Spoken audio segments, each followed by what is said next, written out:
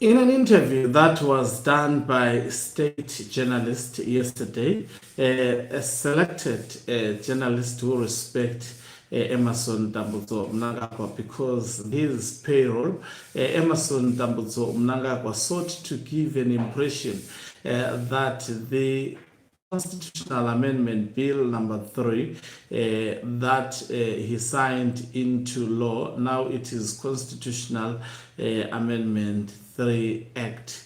Emerson Mnangagwa claims it was not an individual actually bill. In fact, this is what the people of Zimbabwe in fact wanted.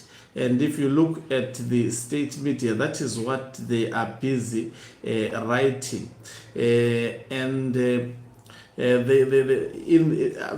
actually a story that Temba Mliswa attached. Let me read this story and then I'll read the comments also of Temba Mliswa. But let me greet and welcome you to your lovely channel, the Hlonipani Global News. If you're watching us for the very first time, please do remember to press the red or black subscribe button so that next time when we beam live, you become the very first one to watch us. Did you notice that yesterday Emerson Mnangagwa was actually sitting like a king, and the journalist surrounded.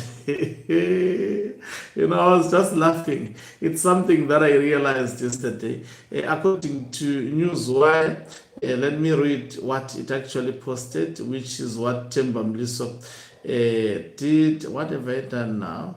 Which is what Temba Mliswa actually did attach. So it's the heading is let me just take this down. It says, in new interview, Mnangagwa turns to an old script on staying in power. That's a good headline. It says, there is a well-known script for leaders who stay on beyond their time. The leader never asks for more power. The people demand it. The party insists, and the leader, ever the reluctant servant, bows to the collective will. President Emerson Mnangagwa has now read from that script, speaking to state media editors after signing Constitutional Amendment Act number 3 into law. Mnangagwa said MPs did the right thing by passing the controversial amendment and that he had no choice but to accept a collective decision. Among the sweeping changes under the new law, Mnangagwa can now stay in power until at least 2030, extending a second term that was to end in 2028. I don't believe in the individual persuasion or individual systems where the needs of or wishes of an individual take the day, he said, according to a new interview published by Sunday Mail. I felt the MPs had done the correct thing.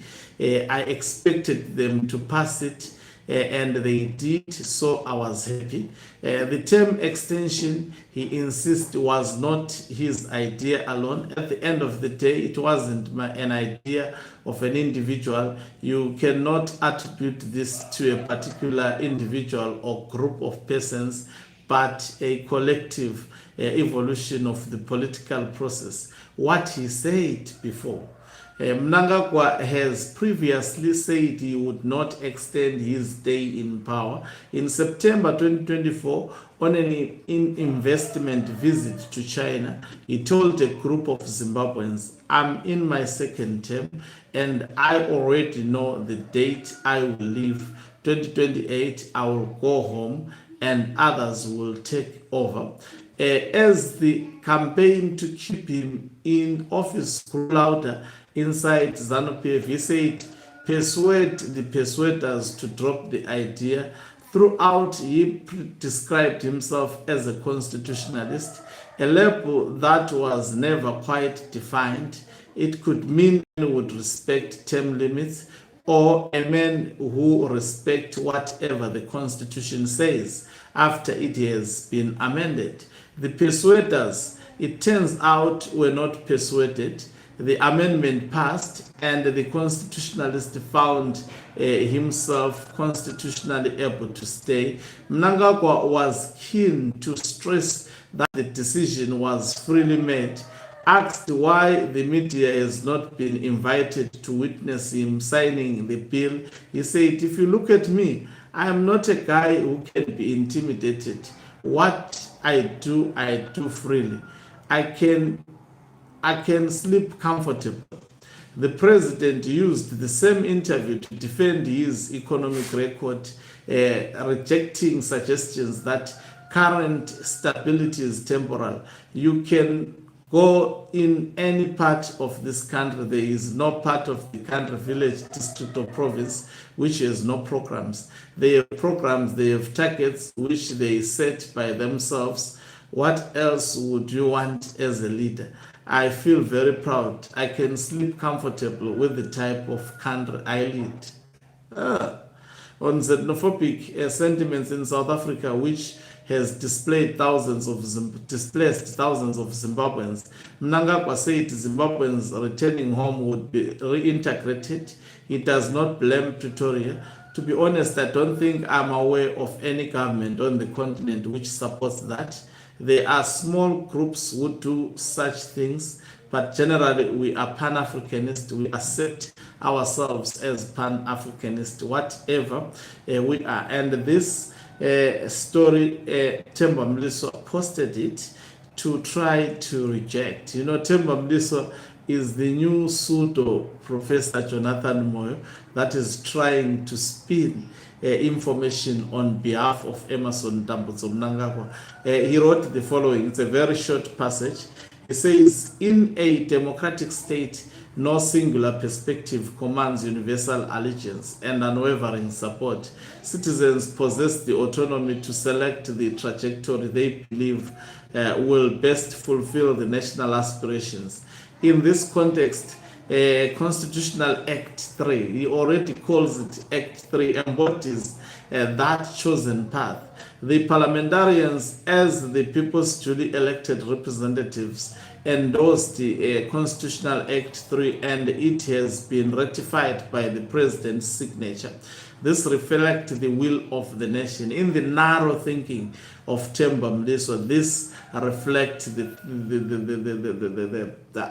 support of the nation.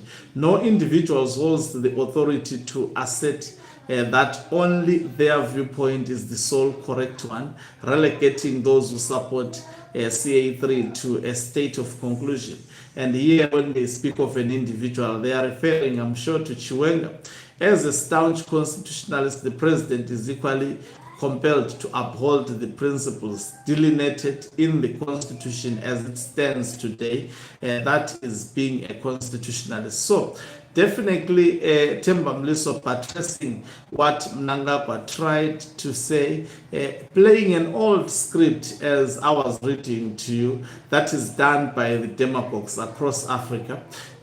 When their time is up, they will tell you the people wanted me to continue, but the very same people that they were suppressing, according to the Zimbabwe Human Rights Report, and when it produced that report, went after Jesima Jome, the chairperson of that particular report. Why did he go after her if this was people-centered?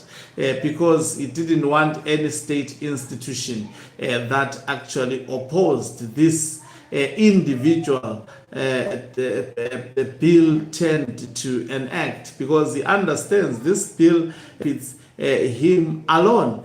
So what can we expect? Temba Mliswa, when the tap of money keeps on actually coming through, definitely he is bound to support Emmerson Mnangagwa. Thank you very much for watching us. If you are watching us for the very first time, please do remember to press the red or that subscribe button so that next time when we beam live, you become the very first one to watch us. You can financially support this channel by pressing the join button and be part of our members who are the heartbeat of this channel.